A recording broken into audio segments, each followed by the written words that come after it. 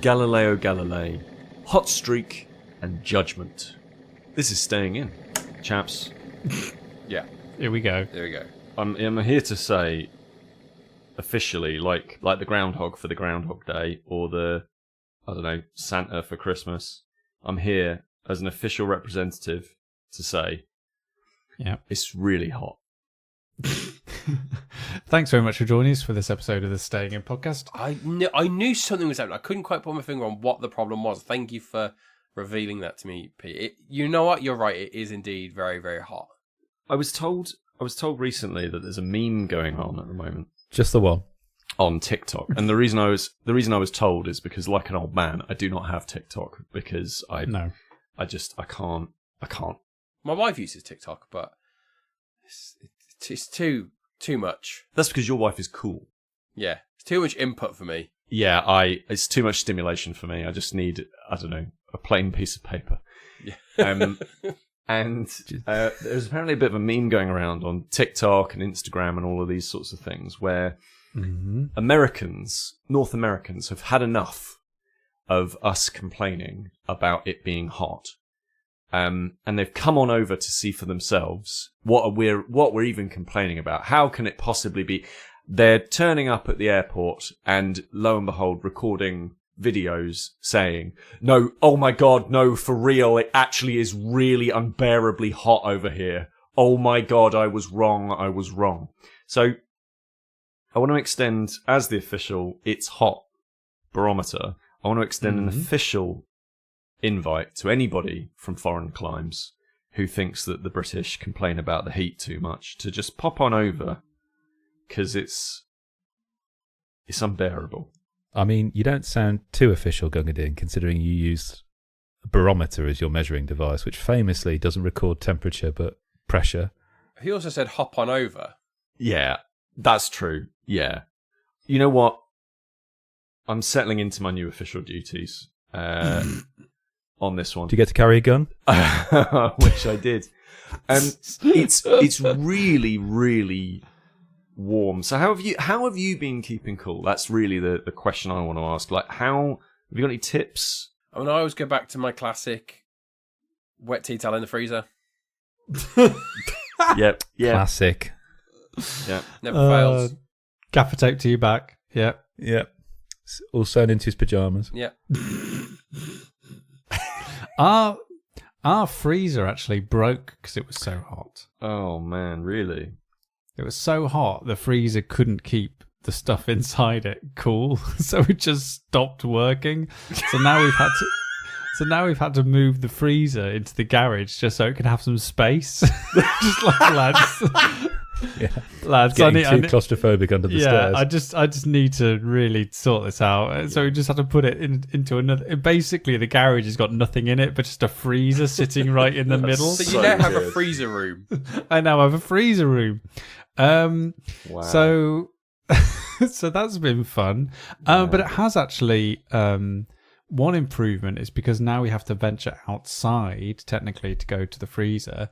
We're eating a lot less ice creams. Our diet has improved immeasurably because we're not relying on processed frozen food as much because we just can't be asked to go and get it from the freezer. Yeah. Also, from the walk from the garage to your kitchen, it's instantaneously defrosted. Oh yeah. There's just no point doing it in this heat. The sat nav holder for my car, my phone holder, which I use for sat nav, that literally I fell off today. I just walked in and it had just literally said, "No, I'm good. This dashboard's far too hot," and just jumped off my dashboard onto the floor. I've never done the fan out the window. I saw that the other day. I'd never heard of that. Even though it's scientifically true. Yeah. Even though it's been proven by people much cleverer than I. Yeah, sure. I just don't want to be that person when people walk by people's houses and go, "Oh, there he is, fan out the window." What is the phenomenon whereby you go, "No, I know the science, I get the science, I totally understand what you're saying, I'm not going to do that." Right? There's like a 0.01% chance in the back of your brain that this is actually a prank that everyone has come together to play on. Yeah. It's like when people say when it's hot, you should have a hot drink, so your body starts to you speed up the process, so your body starts to cool itself down. You have a hot drink. Yeah, I don't enjoy the feeling of sweating. I want liquid nitrogen poured down my neck. Yeah, that's it exactly. And obviously, for legal disclaimer, the Staying In podcast does not recommend this advice medically. Should not be taken as medical advice. But you know when people say things like, "Oh, you shouldn't rub your eyes because you might hurt them," or "Oh, you shouldn't rub your eyes for long periods of time because apparently you can actually damage them." But the other what constitutes a long period of time? Yeah, like 4 hours. Or, yeah, you're right. You shouldn't rub your eye for 4 hours. But Also, I imagine it depends what you're rubbing them with. Well, yeah. If you've got a scourer, then no, that's gonna do you real bad. who told you that? The famous one is the internet told me that. But the famous one is. Have you noticed he's trying to skip out of this story as fast as possible? Pete, I'm gonna back out of that one. Pete, if you say something like, "Oh, you don't pull a funny face just in case the wind will change," I'm leaving this. Okay, no. If we were in any doubt that you weren't a user of TikTok. Yeah. No, the one I was thinking of is, when people say, "Oh, you shouldn't use cotton buds in your ears," right? I know. 100%. I totally get it. I don't care. It feels great. It feels great. I've heard people say you shouldn't put anything bigger than your elbow smaller than your elbow. I was going to say anything bigger than your elbow. Isn't that common sense? Yeah, you definitely shouldn't put anything bigger than your elbow in. But yeah, obviously I'm not a doctor, right? But it just feels really nice. I don't care. It does.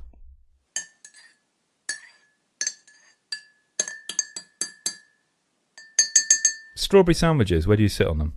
Oh, I've heard about this. Now I've heard about this. Where do I sit on them? Banana sandwiches I'm okay with. What? Sorry? Carry on. Banana What? sandwiches? No? Banana sandwiches. The floor is yours, Dan. I mean, it's not something I've had anytime recently, but when I was a child, I remember my banana sandwiches. I remember my gran would give me I'd have banana sandwiches, but you'd also sprinkle sugar on the banana. Yeah. Oh my word! Are they in the meal deal? Is this what? I don't think the meal deal existed at that point. That was in our kind of pre-meal deal days.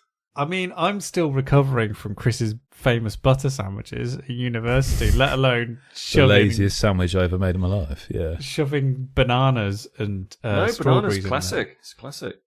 I've never had a banana sandwich. I'm surprised. I thought it might have been like a Midland thing. No, it's not. No, yeah, because they're everywhere. They grow them all the time. Are they? I mean, what kind of bread are you using? I'm assuming you're just using cheap white. White. Yeah. Yeah. It's just a lovely sourdough. You wouldn't find this in the more decadent areas. No. There's not Marks and Sparks presents. And what mood are you in? Like, what is the you know what?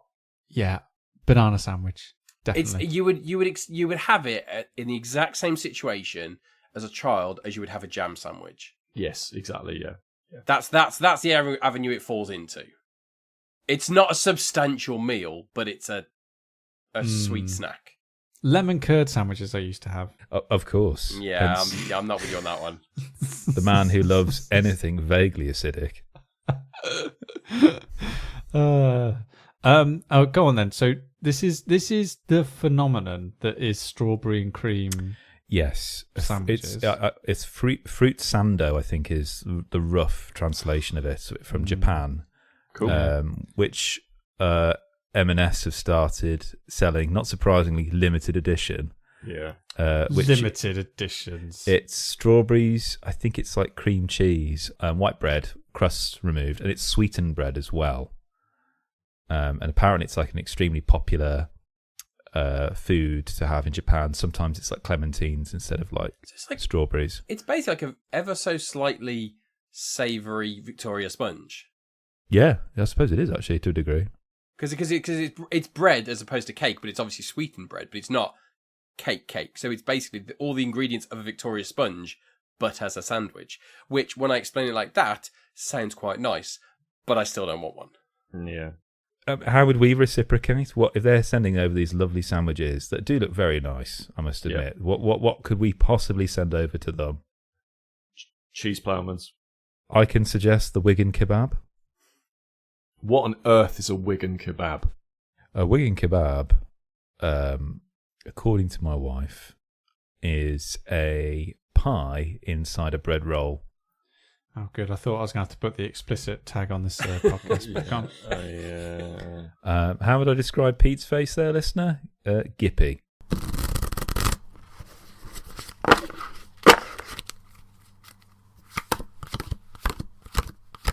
Pete, we missed you in the last episode. Going in.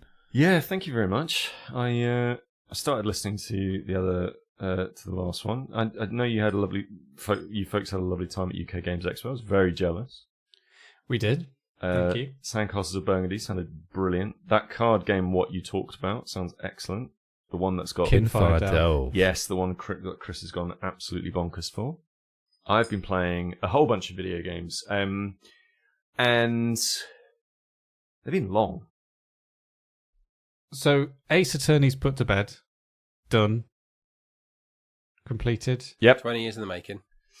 Yeah. 20 years in the plane. How do you choose? It's always a perennial problem. You finish a game. How do you choose what to go on to next? What next? What next? A nice, light game. That's what I decided I would do. So I totally flubbed that one, and in the end I picked two games. Castlevania Dominus Collection, which contains Castlevania Dawn of Sorrow, Castlevania Portrait of Ruin, and Castlevania Order of Ecclesia, and also includes Haunted Castle and Haunted Castle Revisited, which was basically the non-Castlevania arcade game that they sort of retroactively added back into Castlevania as like canon, but who cares? It's an arcade game from the mid-80s. And then the proper big, slightly newer game that I've been playing, in inverted commas, is a game called Judgment, which is the one I really want to talk about.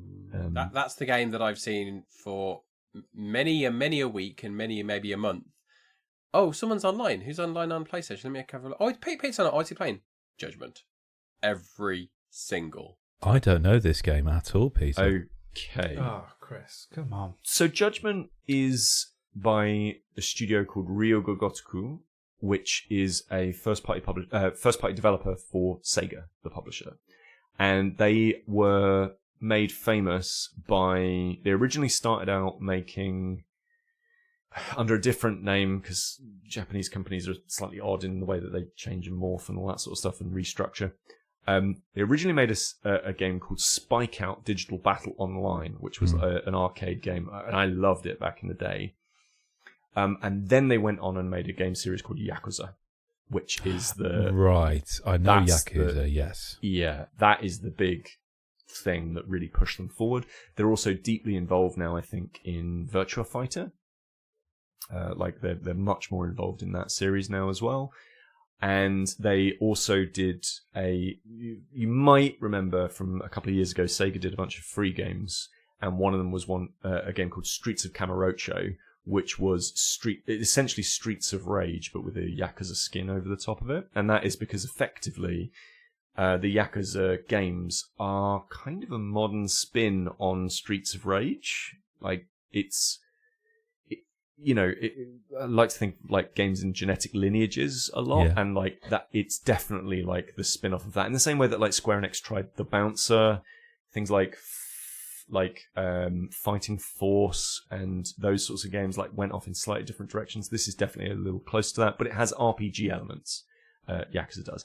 Judgment is a spin-off of Yakuza, and rather than playing as a member of the Japanese criminal underworld, you are playing a private detective. Interesting. And it is... so it is also like the more original Yakuza games in that it is very action-driven. It's not a turn-based combat system or anything like that, like the later Like a Dragon games became. So it is very much about combos, juggling opponents, finding, essentially purchasing items in the way that you might have in things like Rival Gangs and Rival Streets and stuff like that from back in the day, things like Double Dragon as well, or Renegade. And growing as a character, both in terms of leveling up and choosing new skills, you get lots of experience and you build them up. and then you get to choose where you put that experience. So like unlocking new moves or unlocking finishes. So finishes kind of like are these really, really powerful attacks that are very much made famous in Yakuza of being really over the top and slightly silly. They're slightly more subdued in Judgment, but they are still vicious, and they always really make you laugh. Like they're really, really overly violent. Not in a Mortal Kombat guts and gore kind of a way. In fact, it's quite reserved in that way, even though it deals with some quite gory topics. But the actual like finishes are really hilarious. Like just really strange things, like pairing up with a character that's with you, pressing the little action button to do this attack. They throw them up, and then as the enemy is coming back down, you literally uppercut their spine. like they land on your fist. The back lands on their fist. And it's just really funny where you go, oh God. But it's still just, punching and kicking and sweat and a little bit of blood, but nothing like too major or anything like that. There's hardly any guns in the game, for example.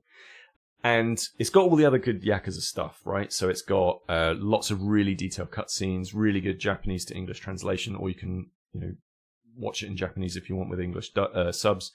A really good visual representation of Kamurochō, which is a district within Japan. Like that digital tourism that I know, Kris, you're really interested in. Like, getting the feeling for a city. Like lots of side quests, lots of silly, fun stuff, people to date. All of the stuff that you would expect, intrigue, fighting, betrayals, all that good stuff. And then there's the story. And the story is bonkers. And not just in a, it's over the top, which it is, like the rest of the Yakuza series. The story is actually a story about Japan's failing health system, aging population, and the ravages of dementia.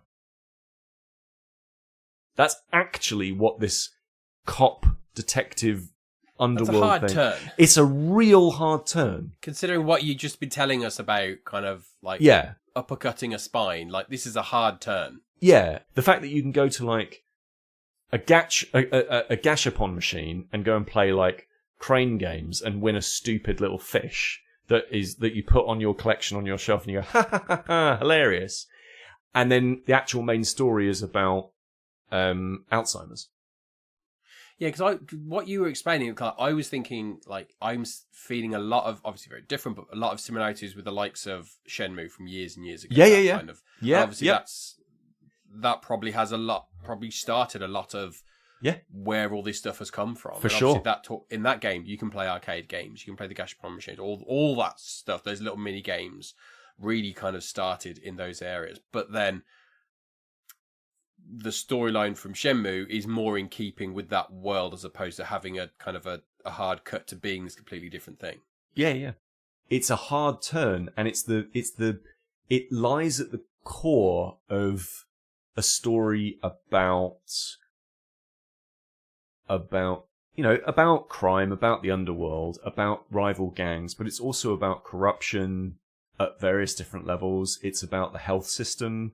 It's about an aging population and what would one do? What would it take? What life events would have to happen for somebody who is kind of normally good to turn to something that is really quite grotesque? And what are perfectly normal human beings that are portrayed in normal ways and have normal jobs in this pretty conservative culture, of Japanese businessmen and Japanese politics and all that sort of stuff. What does it take to get to the point where you're prepared to take any risk to find a cure for a thing that's really debilitating? Like, it's mad. Like, and legitimately good as well. I was about to ask, is it good bonkers? Oh, yeah.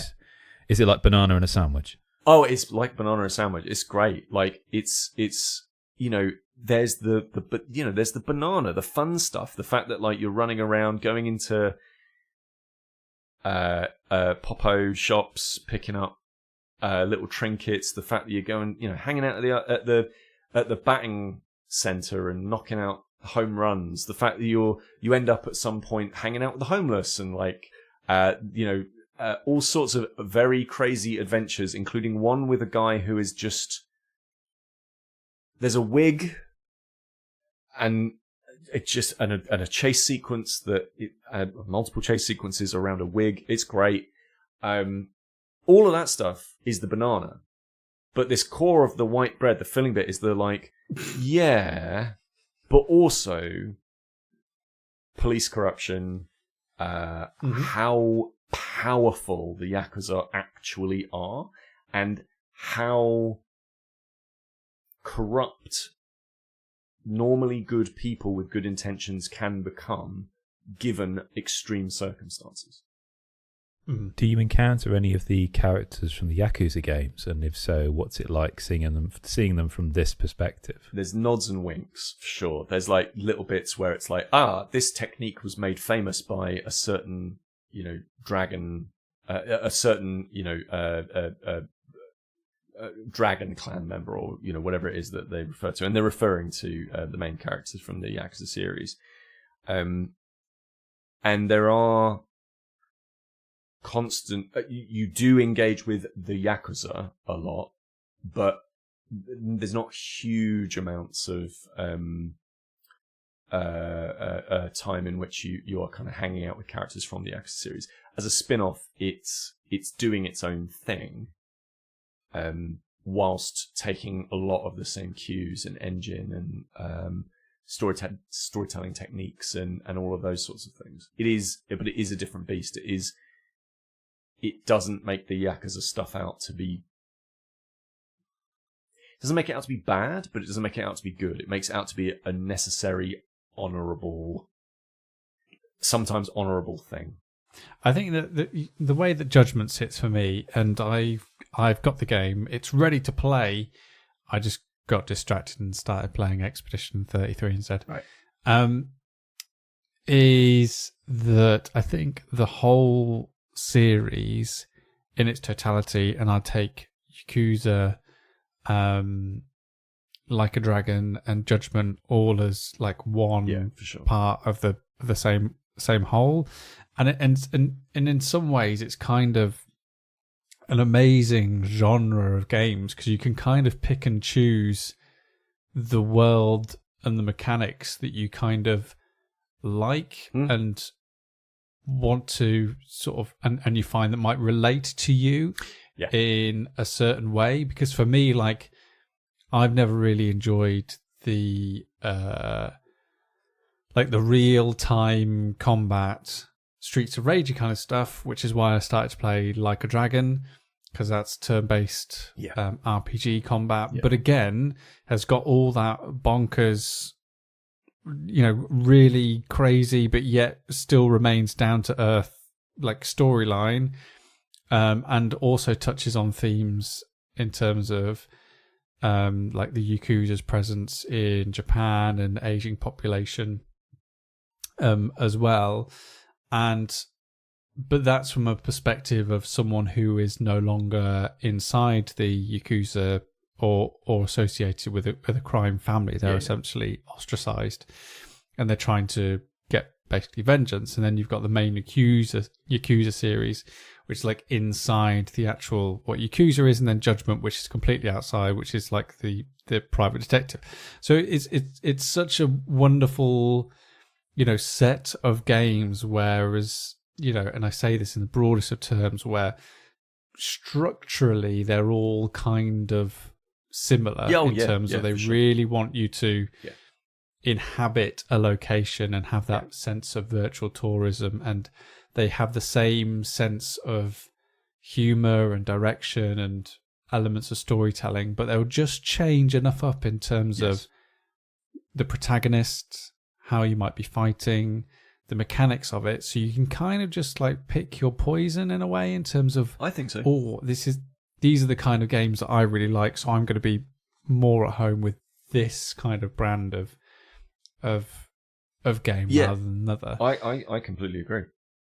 So I can't wait to really try Judgment, having played tens and tens and dozens of hours of Like a Dragon, which I think is superb, and I'm desperate to play Infinite Wealth as well. And I know that the Yakuza series are also, I think they're on PS Plus, so you can play them free if you're a subscriber. Yeah, but I've never been so interested in the Yakuza one because I've always felt a little more serious, if that can be if that can be a criticism leveled at this genre of games, because I don't think ever of them really 100% fall into like quote unquote serious. Because it doesn't one of them have like glitter fists? Yeah, I mean, I think the reason that I think Judgment works so well thematically for me is that as a private detective, the side stories make so much more like narrative sense. Yeah, because you're taking on little cases here and there, and it's a pursuit where you go, I'm going to chase this line of inquiry down, right? And it's really fun, and it's enough whereby you think, oh, I'll just do one of these little cases. That'll be fun. That'll be half an hour tonight. I'll do that. But it has that really lovely loop that keeps you there, where you go, oh, I've done that one. Oh, but the next one is just down the next street. I'll just start it. Yeah. And it just keeps going. Keeps going. Yeah, it's really, really good. I'm keen to play Lost Judgment at some point, but I think I will give it a bit of a rest, because I think I put something like 35 hours into this one, 40 hours into Judgment. And I realised the other day that the only Gen 9 PlayStation 5 game, like the only game that's been actually made for PlayStation 5 as an actual, like, this is the baseline experience, is Astrobot. That's the only, the one that came with the PlayStation 5. That's actually the only Gen 9 game, because Judgment is actually a port of the 360 game. And all these other games that I've been playing have all been on other platforms and stuff like that. So, at some point soon, I'm probably going to get to an actual full PlayStation 5 game, which would be quite nice. Sam. Kris. We will be going to Snowdon soon as a group. We will be. As part of my 4 Things for 40 year that I'm doing at the moment. And you put a little picture on our WhatsApp group the other day, not saying what was in the picture, just the comment, "This is coming to Snowdon with us."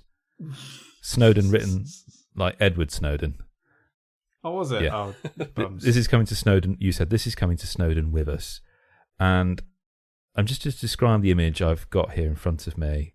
I'm seeing what looks to be a long, thin player mat that almost looks like a grass, like an American football pitch or a racing racetrack for runners, like lanes, except that the participants seem to be like sports team mascots. It seems like there's a bear, there's a hot dog, there's somebody inside an alien suit, and then a member of royalty. And there seems to be some currency around the table as well.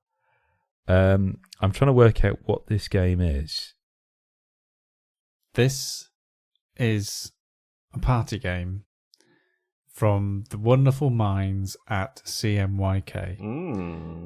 Okay. Which may not spark initial notes of recognition, but they have made, as I regard it, some of the best party games that I've ever played. Monikers being top diggity dog.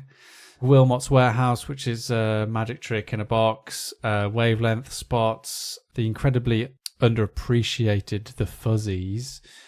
I've got that, yeah. And also Daybreak. Oh, yes. Oh, yes. A slightly more serious party game, but yes. Yeah, but Daybreak. They recently acquired the license for Quacks of Quedlinburg and did a... that was a UKGE. I remember seeing that with the new art. Yes, and did some new art for it. They also, on their website, sell a new board game smell candle for $40. So you all know what to get me for Christmas. However, what we were playing this weekend, time and time again, is a game called Hot Streak. And this is... it's it's a well, in the manual you're described as degenerate gamblers, and I feel like that's a kind of a good place to pitch it in terms of Okay. How this game encourages you to play it, in terms of you are all gamblers gambling on some of the silliest and stupidest things, namely what is essentially a school sports day race of a group of team mascots, and that's kind of what it kind of made me feel like. It reminded me of the one time that once I dressed up in a red rhinoceros costume and took part in a pancake day race. Okay, that's new. That's new information. Sounds like a fever dream. So it took me back to that time of my life, but this game does a remarkable job of really getting you to, I guess, let loose and really be caught up in that experience of gambling. And I always have such a soft spot for games that let me do stuff like this, because I'm too much of a scaredy cat to gamble in the real world. Same.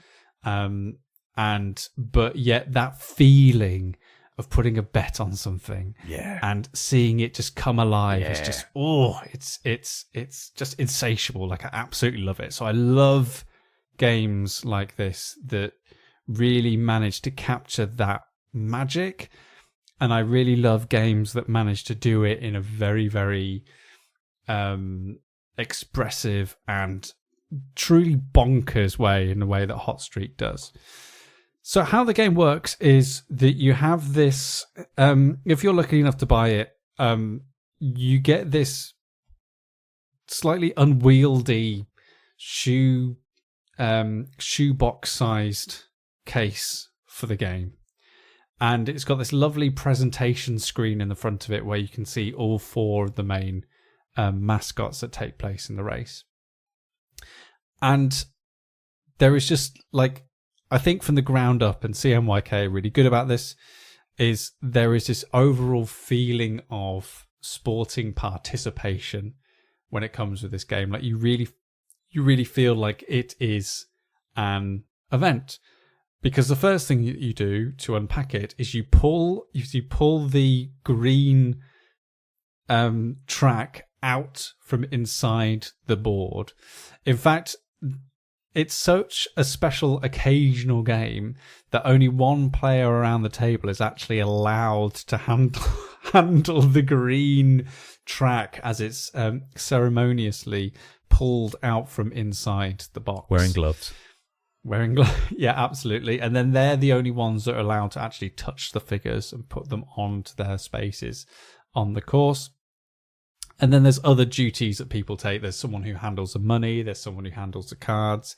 It's all made to feel and structured like there's this very grand event taking place on your table. But really, it's this silly nonsense game about mascot racing. So the game itself is structured around cards. And there's a bit of Colt Express-esque programming that goes into how the game works. So you have this big deck of cards that each have on them, this character moves forward 2 spaces, this character moves back 2 spaces, this character moves forward and then swerves to the right, this character falls down. Actions that all specific characters will do. Depending on the player count, you choose a number of cards and basically lay them out in front of everyone around the room.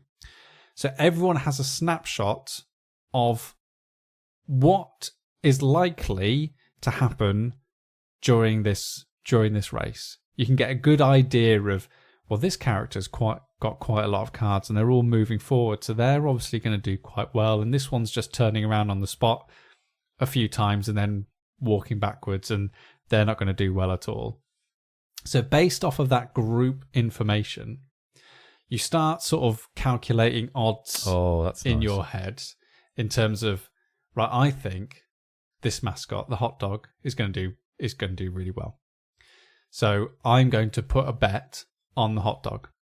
And you can bet on the mascots competing, or you can bet on things called side bets. And there's this big deck of side bets, and they are basically ways that you can make money betting on certain things happening during the race. So, for example, a mascot swerves off the course, or a mascot gets knocked down. If this happens, basically you win some money based off of that bet. So everyone makes their bets, and then the race happens. But there is a slight twist in that before the race happens, everyone's got their own secret hand of cards, and everyone adds one of these cards into the mixed deck that gets used to play out the race.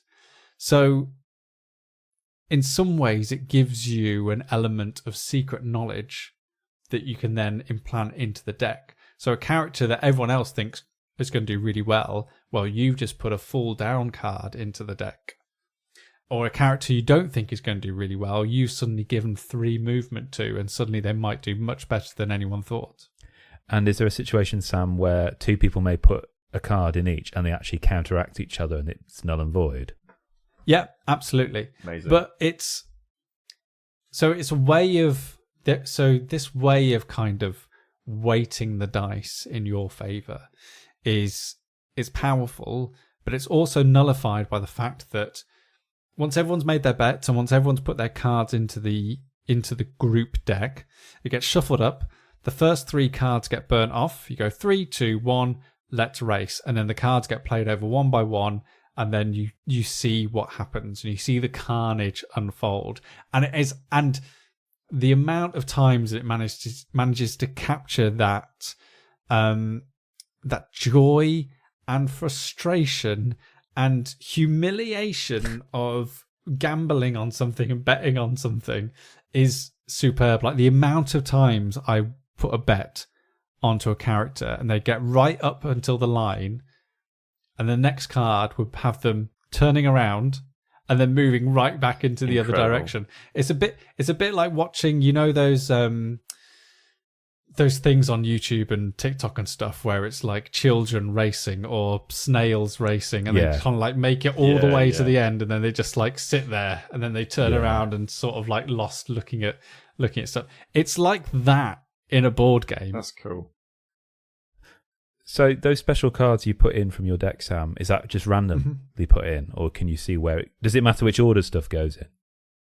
No, you choose what card you put in from your own. Yeah, but where it goes in the deck, I suppose, really. Oh no, it's random. It all gets shuffled up, and then 3 cards get burnt, and then you play it. Wow. So then stuff happens, and it's great, and it's joyous, or devastating. And then the lovely thing that Hot Streak does is goes, all right, that was the first race. Everyone's had a wonderful time. Now we're going to race again using exactly the same cards.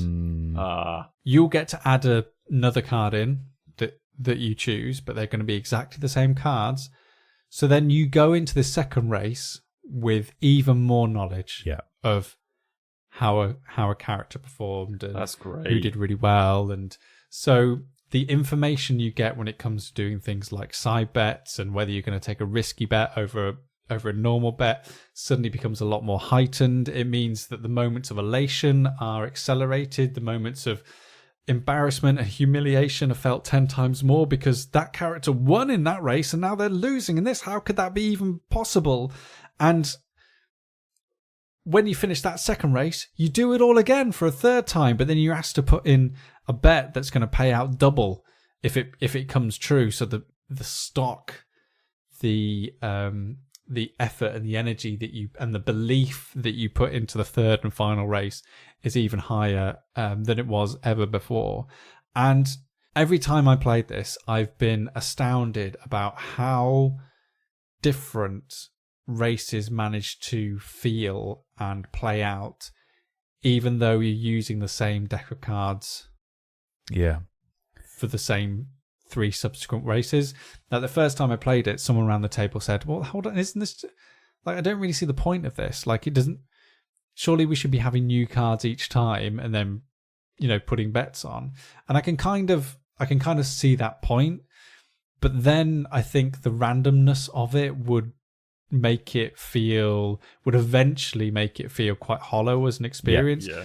The thing about gambling, and one of the ways it really gets its hooks into you, is how you can easily start mythologizing what happens in front of you and creating stories. Yeah. The dice are good. patterns. Yeah. And the dice are good, and I've really got a great feeling about Winning it this streak. time. They've really got to, and that is what the game is trying to generate over the course of these 3 races, which completes the actual let's sit down and play a game of Hot Streak. And the fact that the characters, the mascots, are designed in the way they are, and even in the lovely rule book, there's like even a section which describes like where the mascots come from, who they are. That's great. A bit of a sort of a history of them means that this feeling of there's a mythology here, that there's a story, that these characters, these mascots have life, and of course they act like this because that's what a mascot is. When I was running down this street in the Midlands trying to hold a pancake and flip it 3 times, like I ended up facing the wrong direction and bumping into someone. Like it just becomes what happens. I like that. I like the fact it does that thing that Libertalia does a little bit, where you kind of all start with the same deck in your hands to start off with, and over time it starts to become something else. Where I can imagine in between rounds, the favourite suddenly becomes unpopular with somebody else, and thinking, hang on, what do they know that I don't know? What have they just put in that deck there? And also, I love those kinds of games like Colt Express, the kind of mousetrap experience where so much effort goes into the assemblage, all that thinking, all that strategy, and then suddenly, let's just see the knock-on effect of everything play out. That's really cool. When we're having a few drinks and having some snacks, it's the perfect way of just winding down the evening, but also, building up a bit of that excitement, spreading a bit of joy. Oh, it's a lovely little thing. Can't wait. Did you ever have a telescope when you were kids? I did not. No. Did you have one, Chris? Yeah, I did. Yeah, Of course he did. yeah, little Of one, course yeah. he did. He was on it all the time. Did you have a chemistry set as well, Chris? I might have done. I also had a little mineral collection. Yeah. Oh, none of my this is surprising me. Can you believe I was not bullied? That's because you spied on them all in their homes. Got the dirt on it. You threatened them with it. Yeah, and they paid me in paper money. Blackmail Derby. Okay, so I realised that I really love the idea of space and studying space and astronomy, and this is a game about astronomy, but typically I bounce off space games as a theme. Okay. I think it's just I like games where I'm both board and video where I'm plonked on terra firma typically. And so this game for me, a game about astronomy, about looking up at the stars, felt to me like the best of both worlds. And this is Galileo Galilei, which is published by Pink Troubadour. Okay. And it's designed by Tomasz Holek, who, a little bit like Wolfgang Walsh some years ago, is a designer who kind of came from nowhere, really, and then just released 3 games in 1 year. One of them being SETI, which a lot of people love and play, which I haven't played, which is also a game about space, but that one's about, as it is in the title, communicating with extraterrestrial life. Yeah. This is very different. This is about looking up at the stars and essentially mapping them. Okay. And what's interesting also is that it's also tapping into a particular period in history where science was becoming a little bit at odds, it's fair to say, with the prevailing ideas of the church. In this context, this idea that the Earth is not at the centre of the solar system or universe, but actually it's a heliocentric solar system. Yeah, they weren't best pleased with that, Tuscan, were they? They were somewhat like, oh, maybe keep that to yourself. Yeah. So this is also a party game. It's not really, no. I just want to say that, just see your face, Pete. Yeah. It's a mid-Euro game. So very quickly, a Euro board game is typically a game which picks relatively dry themes, and there's not much player interaction, and it doesn't usually have player elimination either. More or less, that's kind of what a Euro game is, and sometimes they can be quite long as well. But this is a mid-weight Euro. Obviously, your mileage may vary depending on what you think is a mid, but it's relatively shorter than a lot of Euro games, let's say. Yep. And each of you plays an astronomer from history. So you can be Copernicus, you can be Galileo, Bruno, Kepler, and you have your own little player board in front of you. And it's 1 to 4 players, or there is a solo mode, which I've not played yet. And you have a little board in front of you, and on that board, you've got a little telescope which spins round. It kind of arcs up and down in a quarter. It's like a little rondelle game. And that's how you select your actions. And your actions are on this kind of band, almost like a little rainbow that arcs around that telescope. So when you move your telescope 1 to 3 spaces, that's you choosing your action. And there's that inner one is movable. On the outside, they're fixed, and you've got 2 actions you can take each go, and you can choose whichever order you want to do those in. And you start with 3 coloured dice, D6s, a nice wooden dice, a red, a yellow, and a blue, and you set those to 1. And on the table in front of everyone is a main board, and on that main board has been dealt in advance 6 cards face up, and the cards are split into 2. The bottom half of the card is a star constellation waiting to be mapped. Imagining the astronomer looking up and thinking, well, hang on, those dots, if you drew a line between them, it would make this pattern. That's pretty cool. I wonder if anyone else has thought about that. And the top half of the card is something like a planetary body. Oh gosh, that planet is moving around. It's not staying still like the stars. I'm going to give that planet a name. And that's essentially what you do. And next to those various things, whether it be a planet or a constellation, is something you've got a number you've got to reach, essentially. If it's a small constellation like, I don't know, Orion or the Plough, it'll be a colour that matches one of your dice in front of you. So, for example, a red 5 to get Orion. I've got to try and get my dice in this game to increase it so I can then cash that in and get that constellation and say, look, I've Banksy that's going in the book. However, if you look at the big planets like Mercury and Jupiter, or maybe an asteroid field or a meteor shower, the colour there of the dice is like green, or it's purple, say, for example, and the number's quite high, and it's using thematically loosely. It's about you looking at the different spectrums of light.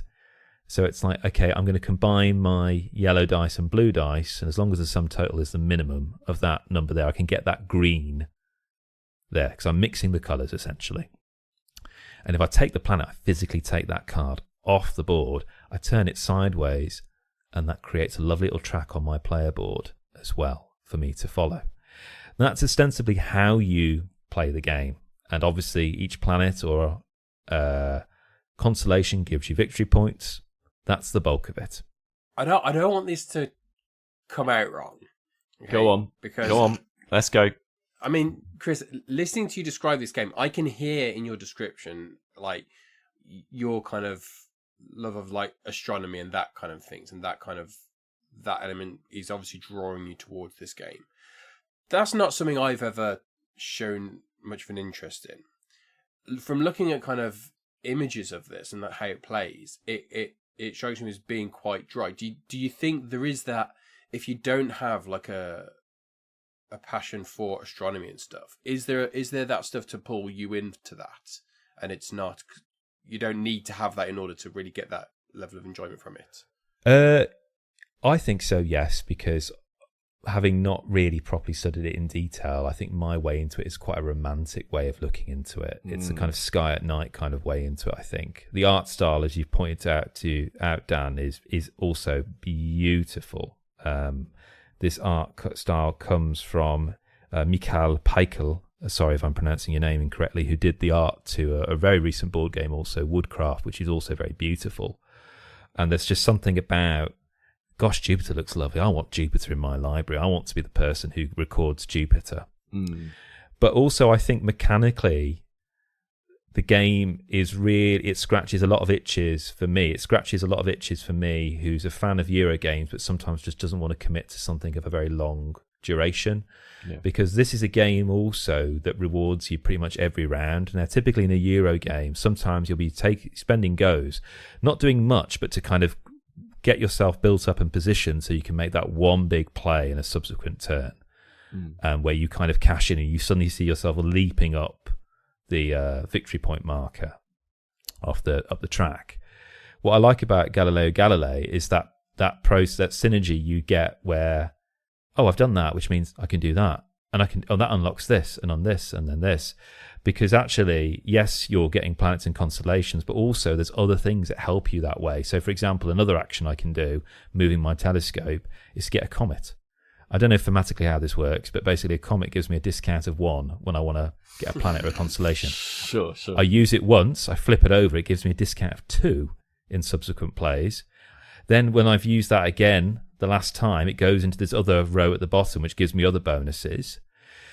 And the push-pull is really interesting because even though I fudged the rules slightly, and I apologise for Sam for this, there is a mechanic in this game which a lot of people really rally against, and that is the Inquisition. Okay. Nobody expects them, particularly the way I taught this game, which was incorrectly. Okay. So sometimes you'll go for, say, Jupiter. You go, great, that gives me lots of victory points. It also gives me, strangely, a symbol which looks like a wizard's hat with eyes, a red one. That's the Inquisition. And they come onto your own little track on the board. Every player has an Inquisition board, and it's quite interesting. They start on the furthest left of that board, and that's like a -4 victory points if they stay there. And that's also the bit where it looks like there's lots of flames coming from that direction. And what you're trying to do in the game is to persuade them, saying, yeah, I know I saw Jupiter, but it's also part of God's great plan. It's all right, trust me. And then you can kind of move them across so they're on your side, and actually they can give you victory points at the end because you've just won them round. But that takes time to do that, and it takes you away from finding constellations and mapping them. So there's this interesting kind of push and pull there with that thematically feels quite right. What struck me playing the game is, and this is a question, whether you've had time to reflect on this, Kris, I don't know.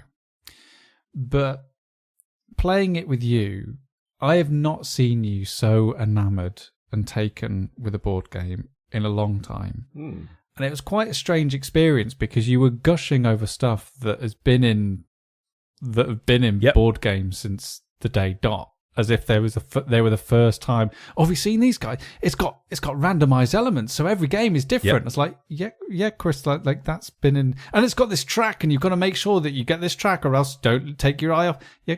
They've got these 6-sided cubes with dots on them. Yeah, and it was just, and it was like it was the first time you'd experienced any of this, and I think everyone around the table was kind of looking at you, kind of like, yeah, this is all pretty much bread and butter Euro game kind of stuff. Yep. And I don't think we ever really got to the crux of what was really happening for you to become like almost like that first like love experience that just like absolutely head over heels for this game, that it felt like everything was brand new, but actually it wasn't. I think it's because I don't own a midweight Euro.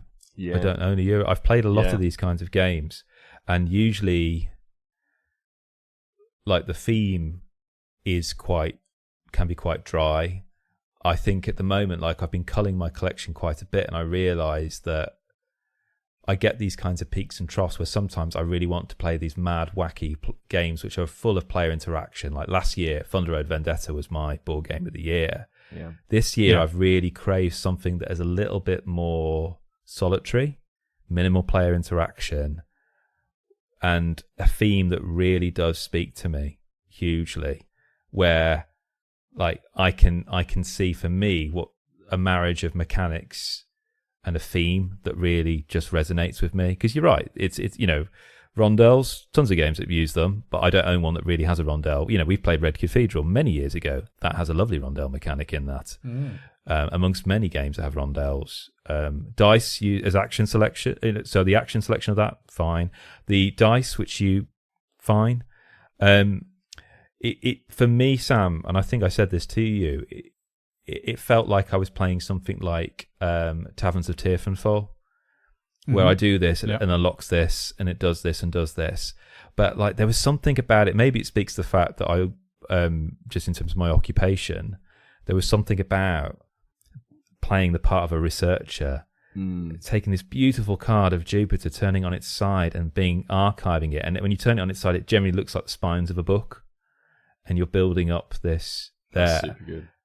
I think it was just the fact that it is a sumptuous experience, because some Euros, mechanically they're great, but they just don't look very good on the table. Or I've played lots of games which look fantastic, but they're kind of quite hollow as experiences. So for me, this just really spoke to me. Top 10 tips for staying cool. Oh, Christ. Oh, God. News.sky.com. Avoid alcohol. Well, all right. Immediately off board. Pajamas in the freezer. Or just not wear pajamas. Oh, that's what we talked before about pants in the freezer, didn't we? Yeah, that didn't work out. Yes, we that did. science For experiment didn't everyone. work. Yeah. I mean, this should be top on the list, but on the list is turn on the fan. Turn on the fan. Only then turn on the fan. If all else fails. Isn't mint or peppermint supposed to be quite good for you?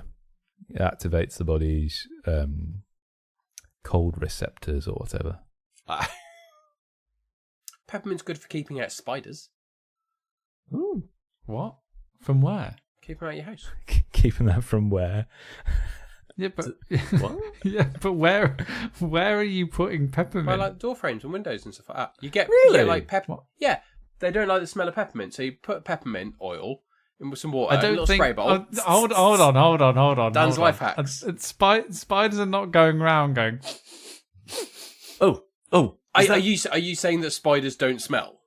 Is that peppermint? Yeah, spiders can't smell. Yeah, No. spiders will approach a window, and if they smell peppermint, they will. They don't smell.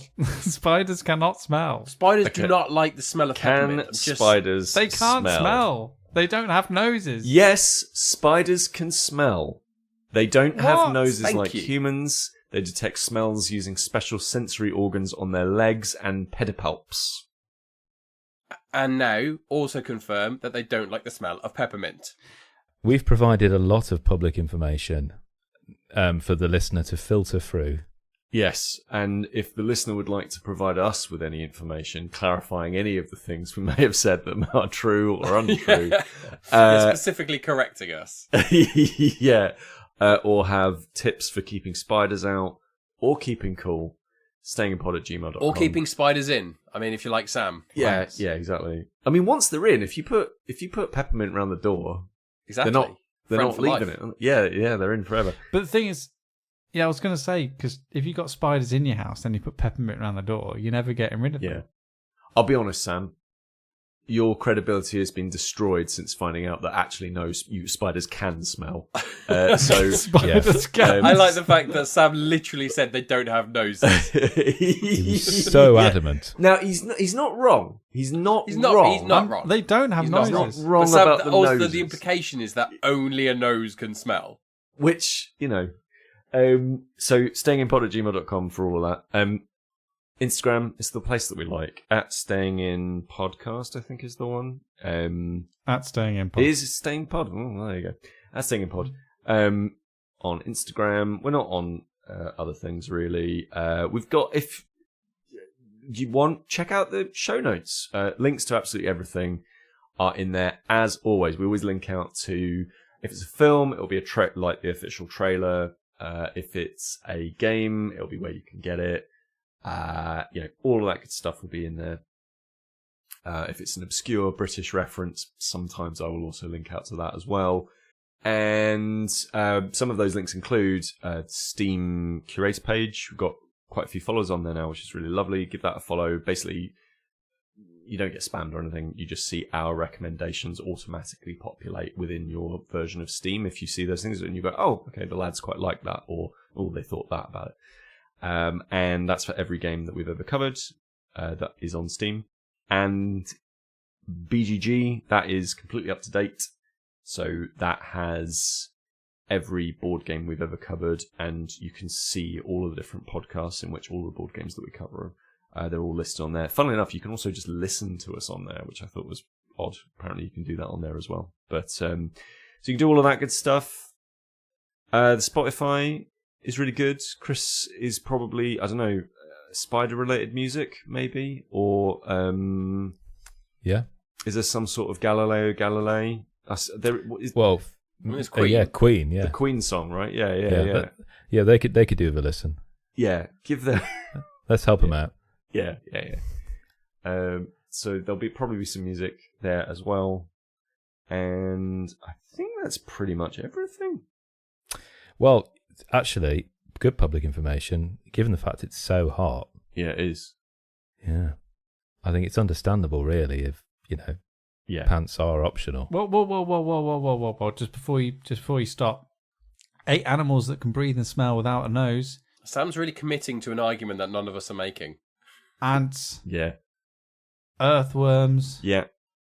Snakes. Knew that one. Yeah. Spiders. Wish you'd known that earlier, eh? Lungless salamanders. Lungless salamanders. And starfish. Wow. There you go. If I want to subscribe, I can find out what the 10 strongest birds in the world are. Is this the kind of stuff we would put on like a Patreon? This is the kind of content you would get if we did a Patreon. Yeah. Do you think they all get together as like a little support group? What, the 10 strongest birds in the world? No, gosh, no, that would be the end of days if they did that. I'm talking about the animals. Well, I imagined it was emotionally strong. Oh, I see. Not physically. Right. They're just really resilient. Do you mean the 8 animals that can't smell? They get together for some like... Yeah. They can smell. Okay, But sorry, they they don't can have smell, noses. but they don't... Yeah, okay. Yeah. All right, yeah. They just feel deeply misunderstood, as has been evidenced by this podcast. Also, hold on a second, Sam. Hold on. I've just realised what you've just done there. You just went, no, Peter, they can smell. I know! We told you that! You're the one who said they couldn't. Like, how did I go? Yeah, no, you're right, Sam. Yeah. It's witchcraft. And there we go. Yeah. That's that. You see my method in Yeah. action. If you want Yeah. to learn it too, then subscribe to my Patreon, or I'll teach you how you can make people think you're a genius. How to manipulate your friends. God, it's like Darren Brown, isn't it? Right, okay, Kris, sorry. Go on. Well, given this current temperature, it makes sense that pants really should be optional. Take care.